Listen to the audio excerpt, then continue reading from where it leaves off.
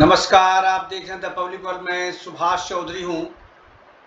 लोकसभा चुनाव के तीसरे चरण का मतदान बेहद करीब आ चुका है और देश के प्रधानमंत्री नरेंद्र मोदी भारतीय जनता पार्टी के प्रत्याशियों के चुनाव प्रचार के लिए अलग अलग राज्यों का दौरा लगातार कर रहे हैं।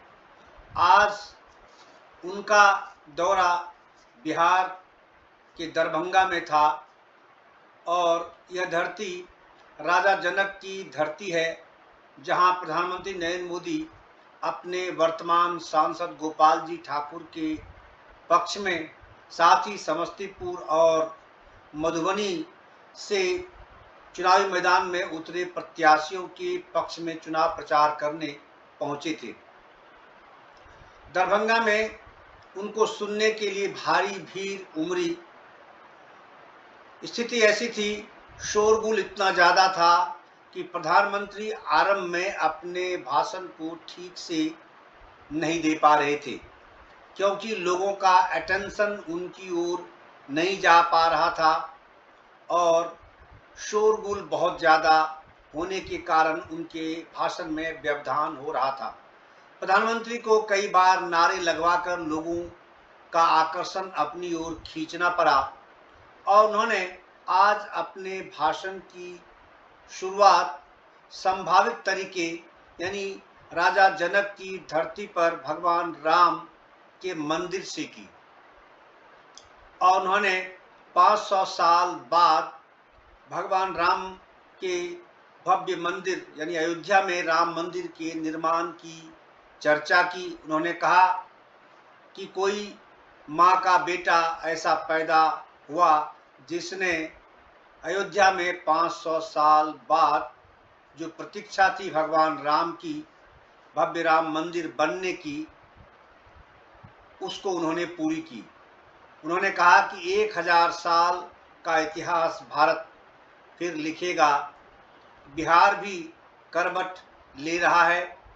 21वीं सदी के कालखंड में भारत और बिहार दोनों ही नया इतिहास लिखेगा। उन्होंने कहा कि दुनिया में अब भारत की शाख बढ़ी है, मजबूत हुई है। उनका कहना था कि 10 साल पहले भारत 11वें नंबर पर यानी 11वां दुनिया की आर्थिक व्यवस्था थी, लेकिन आज 10 साल बाद अब 5वीं आर्थिक व्यवस्था के तौर पर भारत स्थापित हो चुका है। उन्होंने कहा कि कोरोना के काल में दुनिया यह मान चुकी थी कि भारत समाप्त हो जाएगा, कोविड जैसी महामारी से नहीं जूझ पाएगा, लेकिन उनकी सरकार ने, उनकी तत्परता ने उस महामारी को भी धता बताया।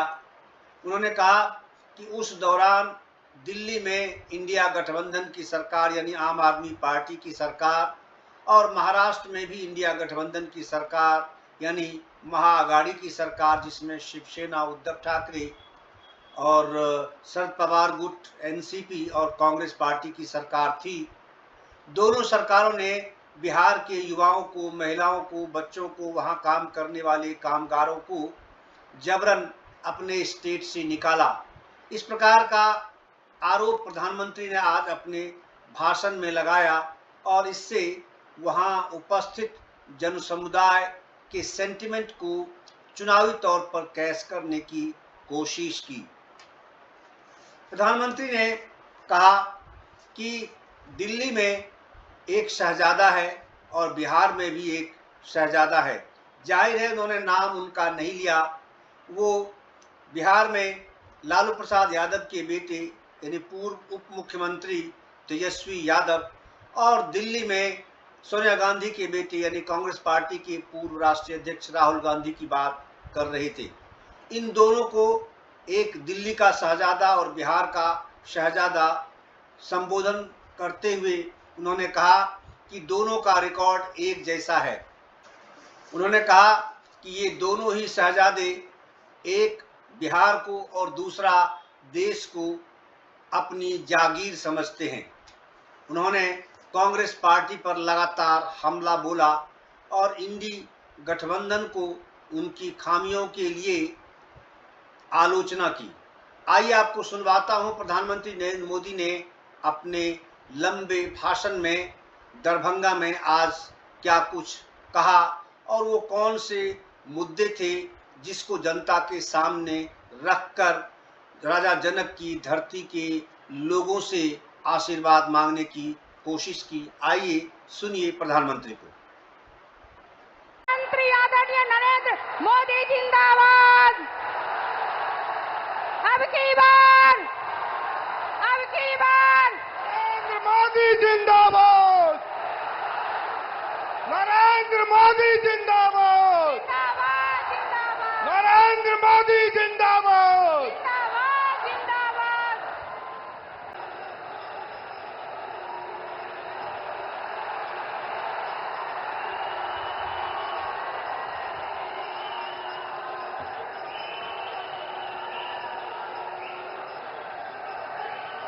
राजा जनक, सीता मैया, कविराज विद्यापति के ई पावन मिथिला भूमि के नमन करे छी।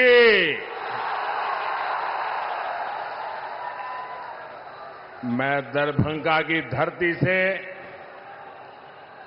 स्वर्गीय महाराजा कामेश्वर सिंह जी को भी प्रणाम करता हूं। एक तो मिथिला की ये पुण्य भूमि और दूसरा आप जनता जनार्दन का आशीर्वाद। इससे बड़ा जीवन का सौभाग्य क्या हो सकता है।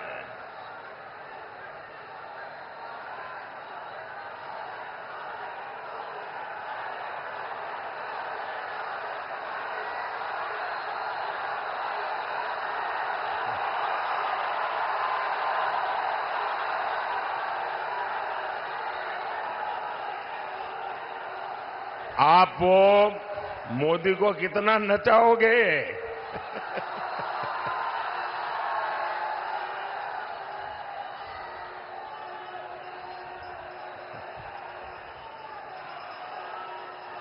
वो एसपीजी वालों को कहिए वो मोदी को कब्जा कर ले।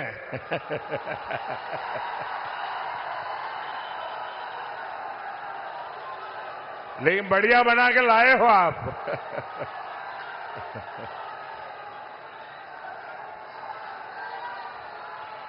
आपका बहुत बहुत धन्यवाद जी।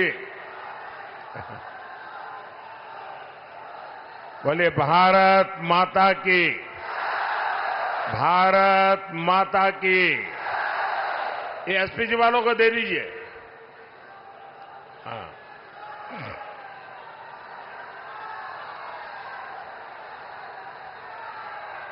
जय श्री राम, जय श्री राम। मैं आप सभी को अयोध्या में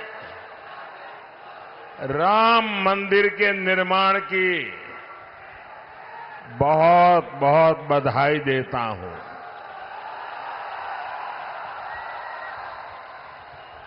पांच 500 वर्षों के बाद हमारा इंतजार समाप्त हुआ। 500 साल तक ये हमारे पूर्वज संघर्ष करते रहे, बलिदान देते रहे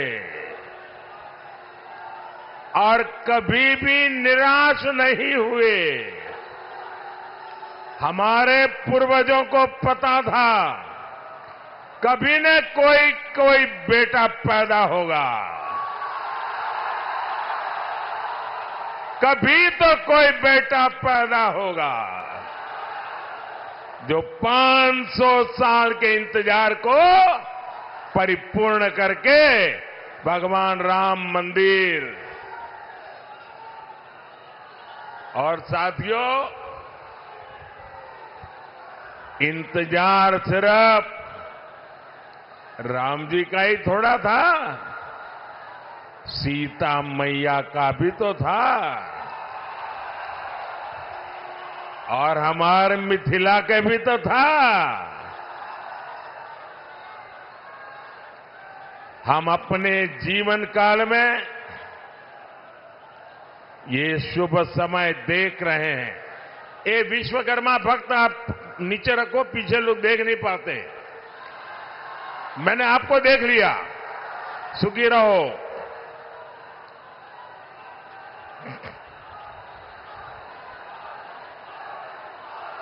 ये शुभ समय, ये हमारे लिए बहुत बड़ी बात है। साथियों, जब अयोध्या में रामलला की प्राण प्रतिष्ठा हो रही थी, तब मैंने कहा था कि अब भारत आने वाले 1000 साल का भविष्य लिखेगा। कई बार इतिहास की एकाध घटना भी कई शताब्दियों का भाग्य तय कर देती है।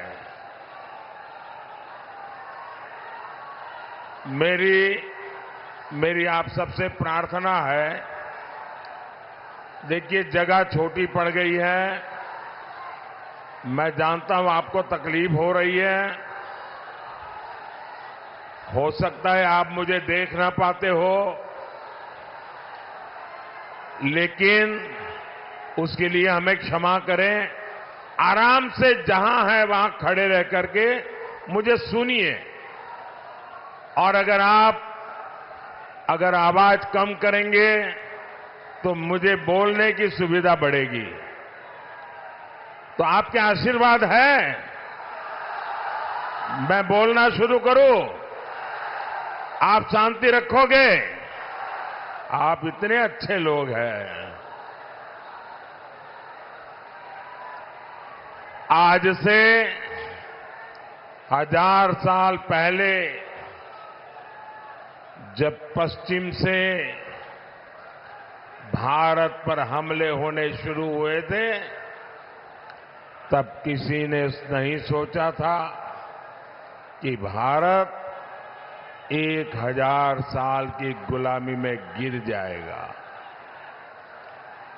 जो बिहार देश को दिशा दिखाता था, वो ऐसे संकटों से घिरा कि सब कुछ तबाह हो गया। लेकिन साथियों, भारत के भाग्य ने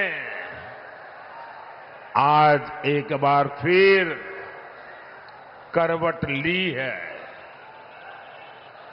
बिहार के भाग्य ने एक बार फिर करवट ली है। 21वीं सदी में ये कालखंड ऐसा आया है जब भारत फिर से अपनी सारी बेड़ियां तोड़कर उठ खड़ा हुआ है। आज भारत की दुनिया में जो साख है ना, वो नई ऊंचाई पर है। आज भारत चांद पर पहुंच गया है, जहां कोई नहीं पहुंचा। 10 साल पहले हम दुनिया की 11वें नंबर की अर्थव्यवस्था थे। सिर्फ 10 साल में हम दुनिया की 5वें नंबर की अर्थव्यवस्था बन चुके हैं।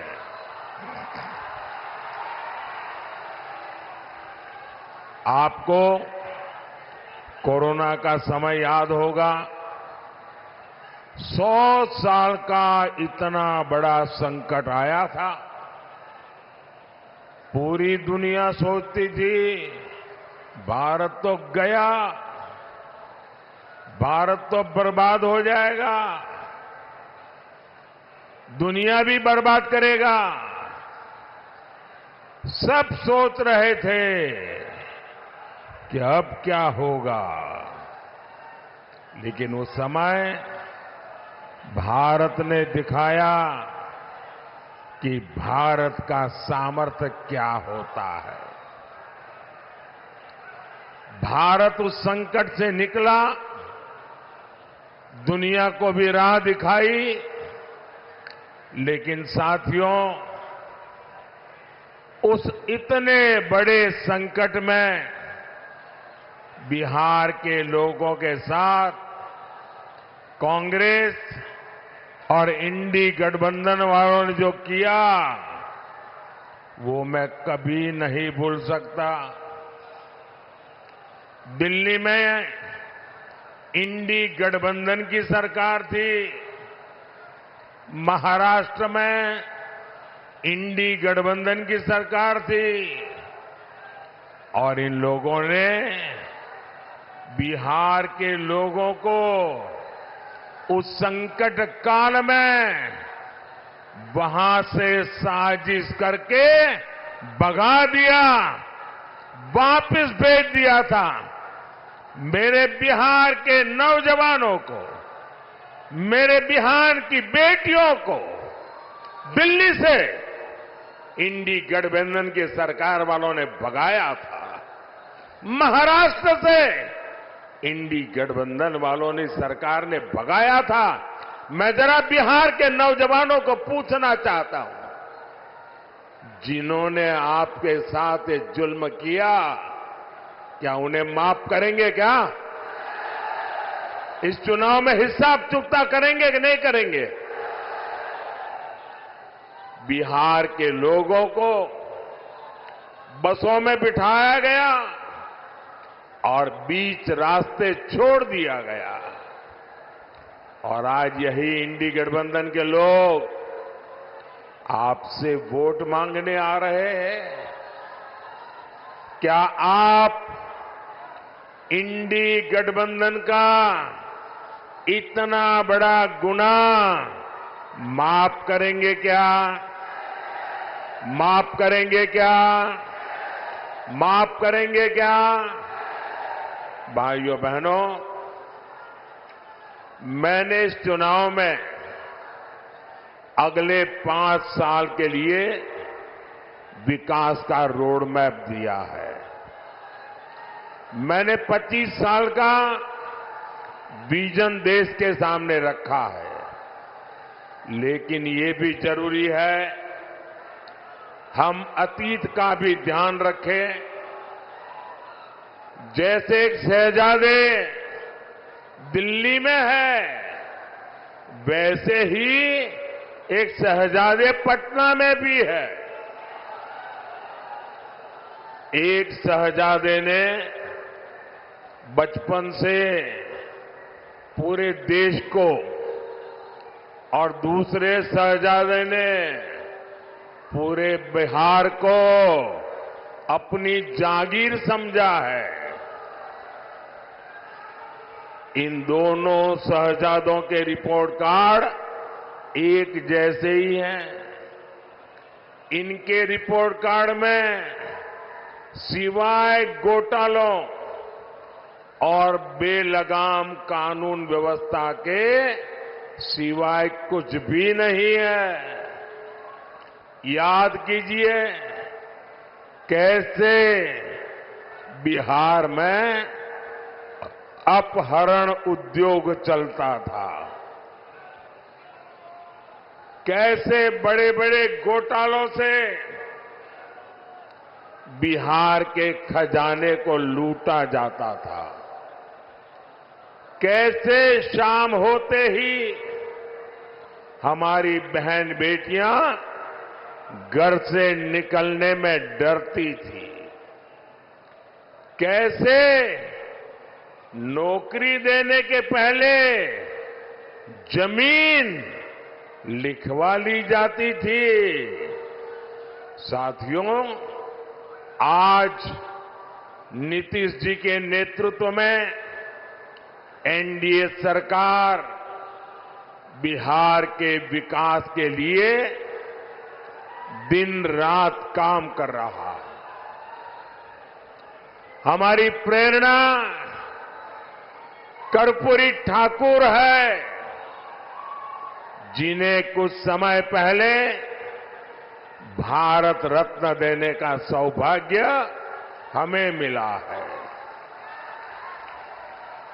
पिछले 10 साल में बिहार में हमने 40 लाख गरीबों को पक्के घर दिए हैं। करीब 1.25 करोड़ गैस कनेक्शन दिए हैं। आज गरीबों को मुफ्त राशन, मुफ्त इलाज मिल रहा है। और अब मोदी ने ये भी तय किया है कि आपके परिवार में बिहार में कोई भी 70 साल की ऊपर के बुजुर्ग होंगे तो अब उनके संतानों को उनकी बीमारी में इलाज का खर्चा नहीं उठाना पड़ेगा। अब ये खर्चा दिल्ली में आपका ये बेटा उठाएगा।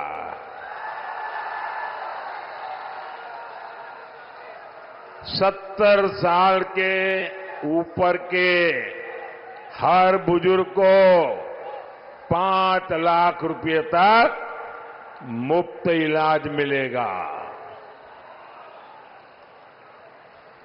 मेरे बिहार के साथियों, मेरे दरभंगा के साथियों, मेरा एक काम करोगे? जरा हाथ ऊपर करके बताइए, करोगे? पक्का करोगे? देखिए, काम करना।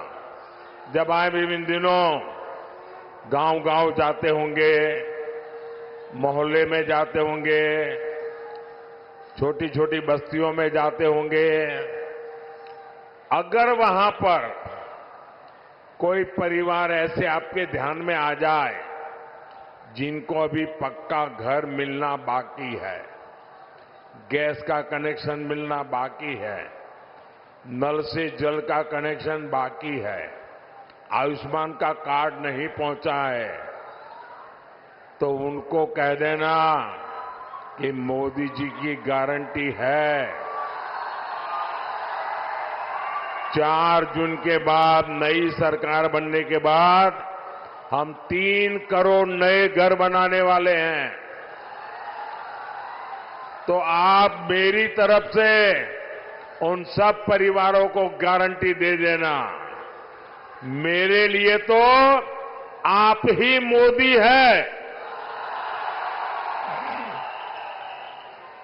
साथियों, दरभंगा का एयरपोर्ट हो, रेलवे स्टेशन हो, अमृत भारत ट्रेन हो, आधुनिक सड़कें हो, हर तरफ काम हो रहा है।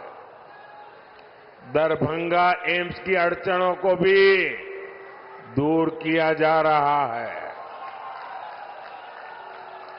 साथियों, जब विकास की बुनियाद मजबूत होती है तभी उद्योग और रोजगार पैदा होते हैं। यहां दरभंगा में आईटी पार्क भी बना, जिससे युवाओं के लिए नए अवसर पैदा होंगे। मिथिला में मखाना, लीची और आम खूब होता है। अच्छी सड़कों और इंफ्रास्ट्रक्चर से इसका एक्सपोर्ट दुनिया भर में बढ़ेगा। यहां के मखाने को दुनिया तक पहुंचाने के लिए हमारी सरकार ने मखाने को जीआई टैग दिया है।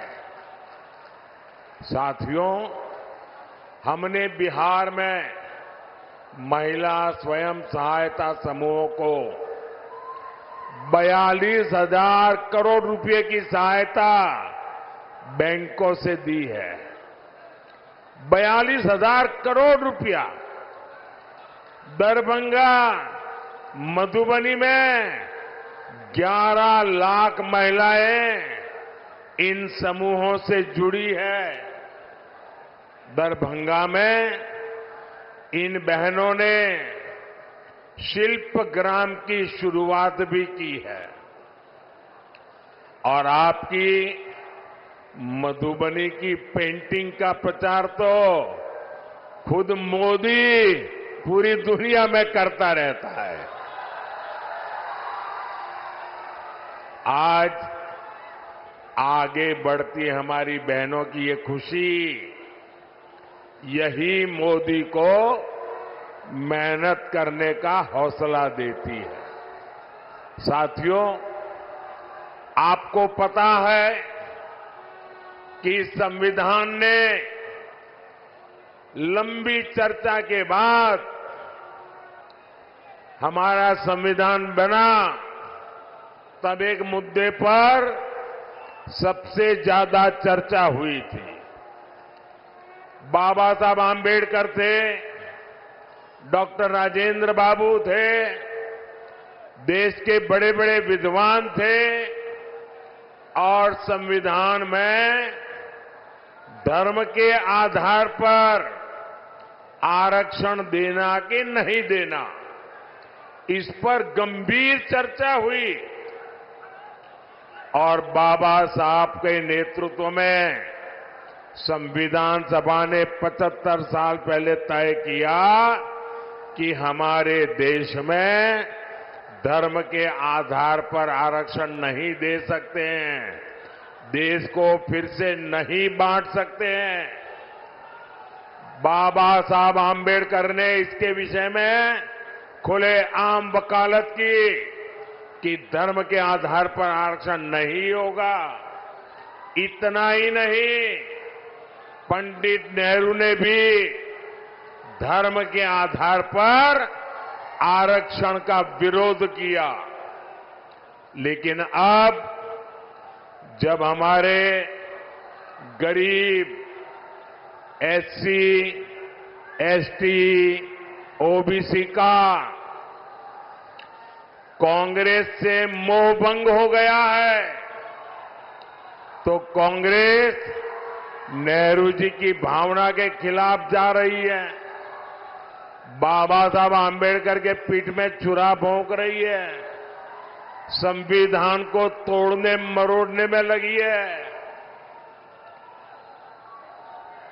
कांग्रेस लगी हुई है कि ओबीसी कोटे को कम करके धर्म के आधार पर उसमें से डाका डाल के मुसलमानों को आरक्षण दे दिया जाए।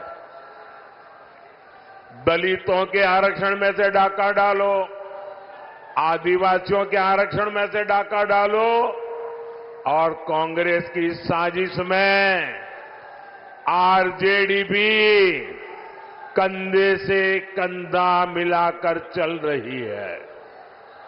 2007 में बिहार के शहजादे के पिताजी ने मुस्लिमों को ये आरक्षण में से निकाल करके कोटा देने की बात कही थी।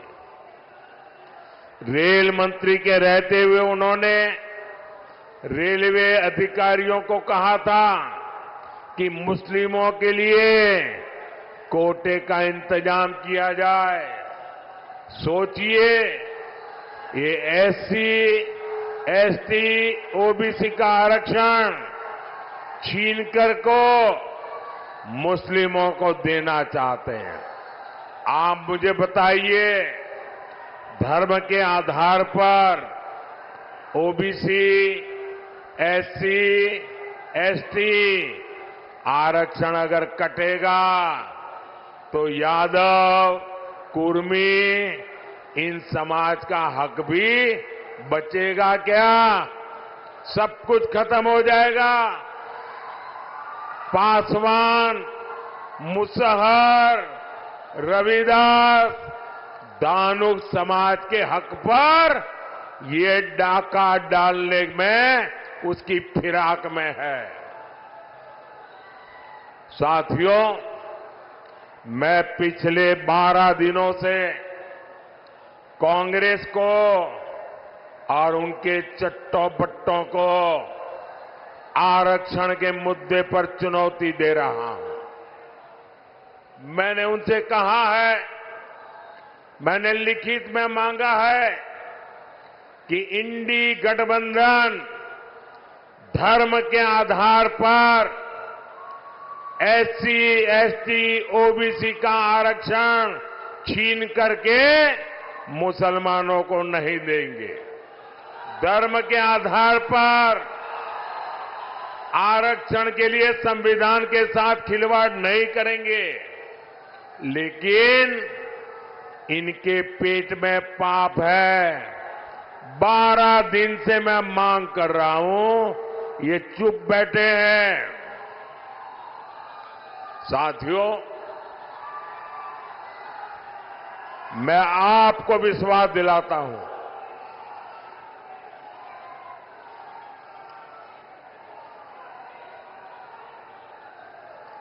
मैं आपको विश्वास दिलाता हूं, जब तक मोदी जिंदा है,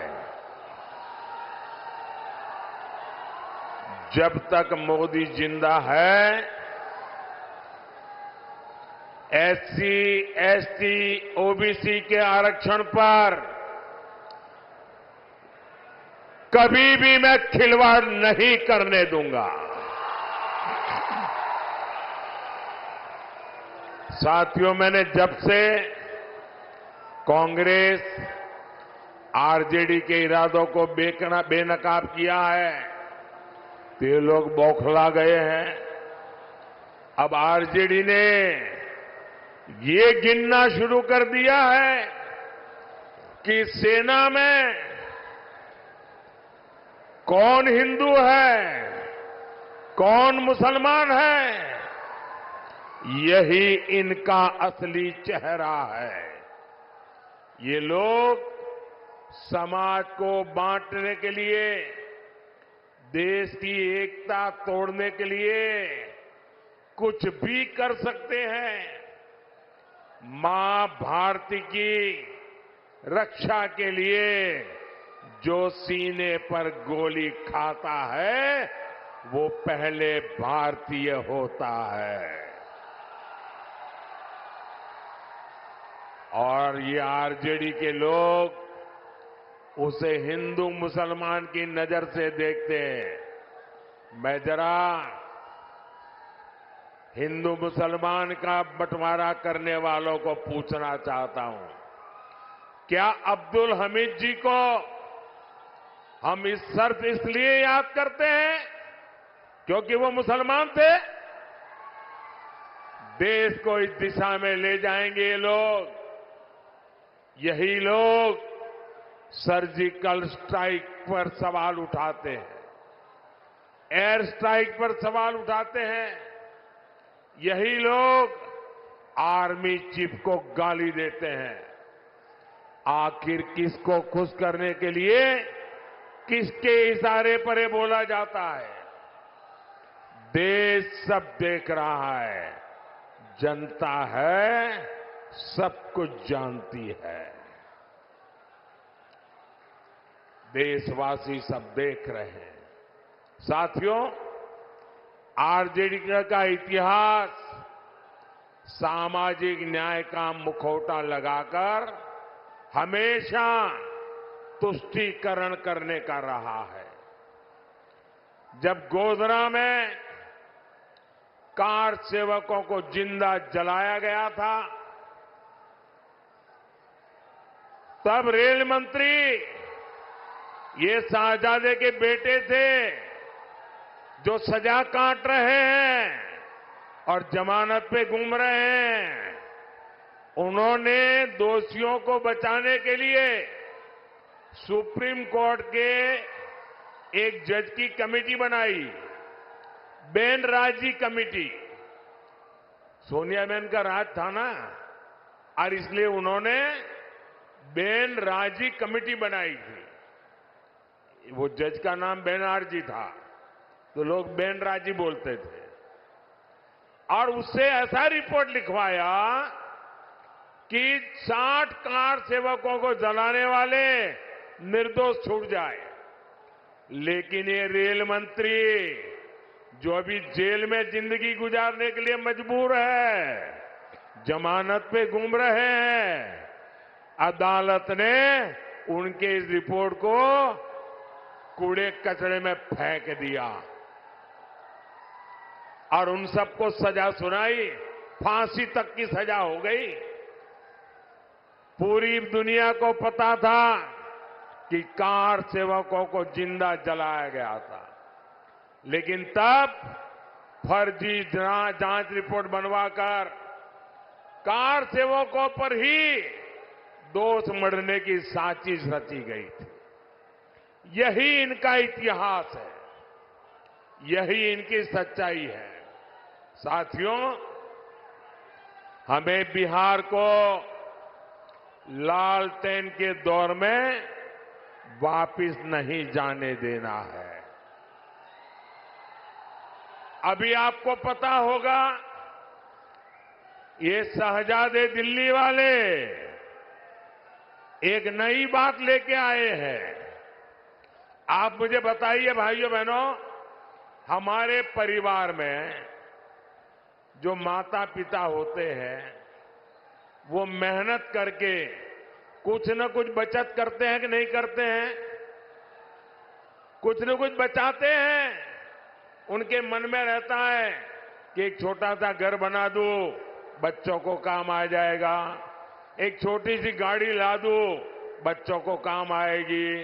खेत खरीद के रखो, बच्चों को काम आएगा।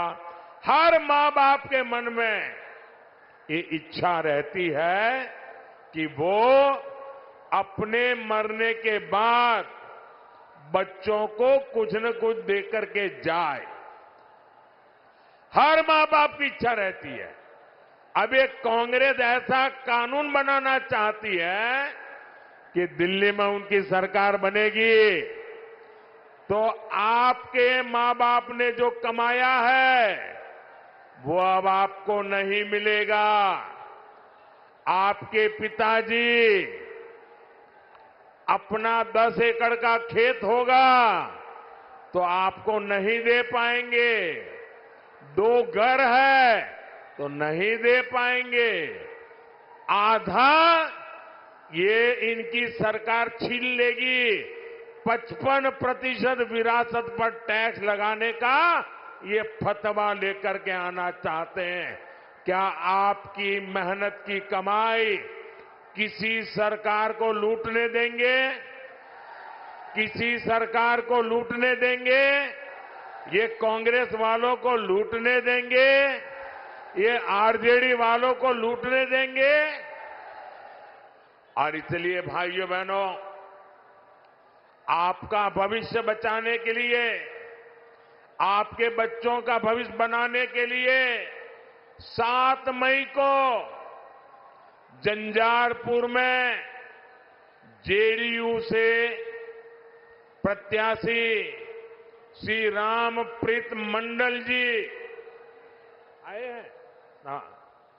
13 मई को दरभंगा में बीजेपी से श्री गोपाल ठाकुर जी, और समस्तीपुर से एलजेपी की हमारी बेटी श्रीमती सांभवी चौधरी जी पूरे हिंदुस्तान की सबसे छोटी उम्र की बेटी चुनाव लड़ रही है। आप सब आशीर्वाद दीजिए, ये हमारी बेटी तो जीतनी ही चाहिए। 20 मई को मधुबनी में बीजेपी के श्री अशोक कुमार यादव जी को, ये हमारे इन सभी साथियों को भारी संख्या में वोट दीजिए। और जब आप उनको वोट देंगे ना, तो ये वोट सीधा सीधा मोदी के खाते में जाएगा। मोदी को मजबूती मिलेगी और मोदी मजबूती से आपकी 5 साल और सेवा करेगा। तो घर घर जाएंगे, ज्यादा से ज्यादा मतदान करवाएंगे। पहले मतदान फिर जलपान, ये पक्का करेंगे। अच्छा, मेरा एक काम करेंगे, जरा हाथ ऊपर करके बताइए, करेंगे? मेरा काम करेंगे। यहां से जाने के बाद हर घर जाना, घर घर जाकर के कहना कि अपने मोदी जी दरभंगा आए थे और मोदी जी ने आपको प्रणाम कहा है। मेरा प्रणाम पहुंचाएंगे, घर घर मेरा प्रणाम पहुंचाएंगे। बोलिए भारत माता की, भारत माता की, भारत माता की। बहुत बहुत धन्यवाद।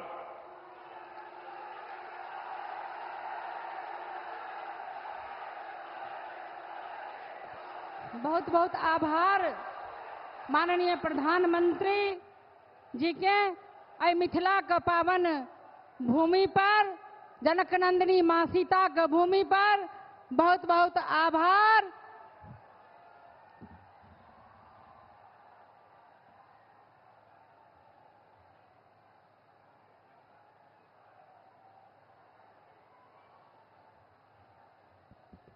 हमरा बीच में